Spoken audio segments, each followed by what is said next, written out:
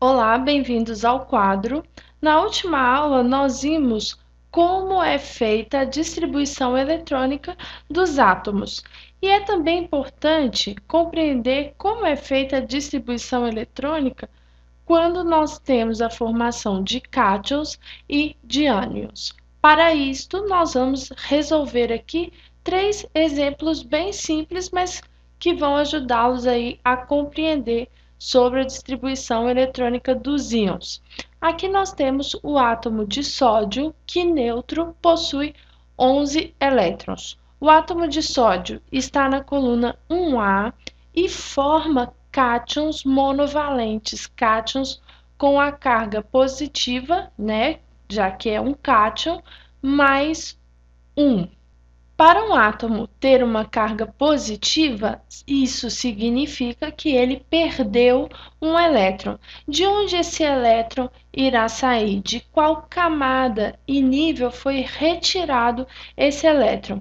O elétron que deixa ou que é incorporado a um átomo sempre será incorporado ou retirado da última camada eletrônica, da última camada que contém elétrons. Se vocês olharem aqui para a distribuição de um átomo de sódio neutro, vocês vão ver que os elétrons estão na camada 1, na camada 2 e na camada 3, que é a camada mais externa. Então, é da camada 3 que sairão os elétrons, no caso do sódio, que sairá o único elétron para a formação de um cátion de sódio. Como ficará, então, a configuração eletrônica do cátion sódio neste caso?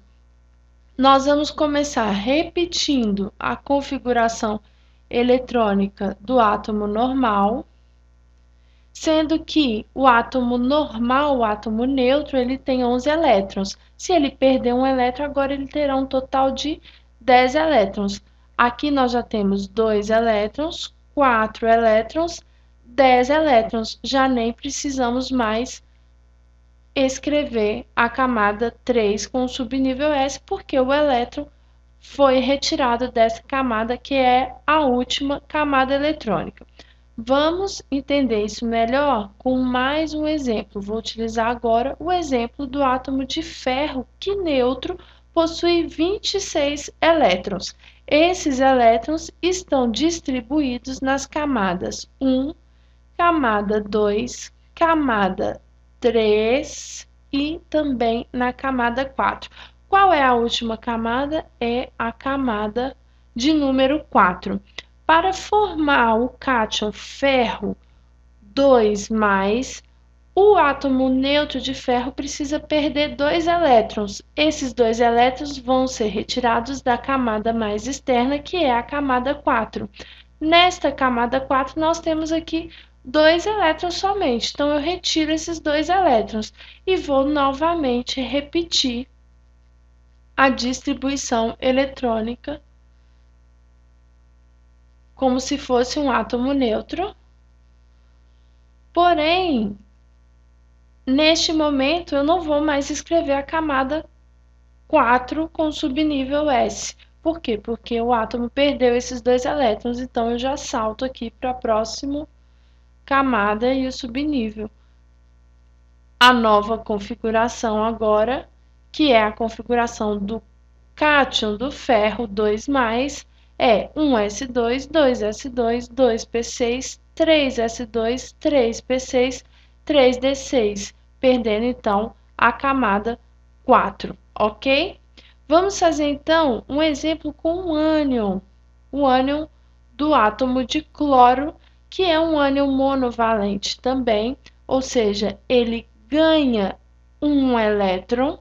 Lembrando que os ânions são íons negativos, ou seja, eles ganharam uma carga negativa, ganharam um elétron. Onde este elétron deverá ser incorporado? A última camada eletrônica preenchida por elétrons. Aqui nós temos elétrons nas camadas 1, camada 2 e camada 3, ou seja, a camada 3 é a última camada eletrônica preenchida por elétrons. Nessa camada, vocês podem observar que nós temos dois subníveis. O subnível S, totalmente preenchido com 2 elétrons, e o subnível P, que não está totalmente preenchido, uma vez que o subnível P comporta até 6 elétrons, ou seja, é no subnível P que nós vamos inserir um elétron. Assim, a configuração eletrônica deste ânion ficará 1s2, 2s2, 2p6, 3s2, 3p6, já com o elétron incorporado, ok? Bons estudos e até a próxima aula!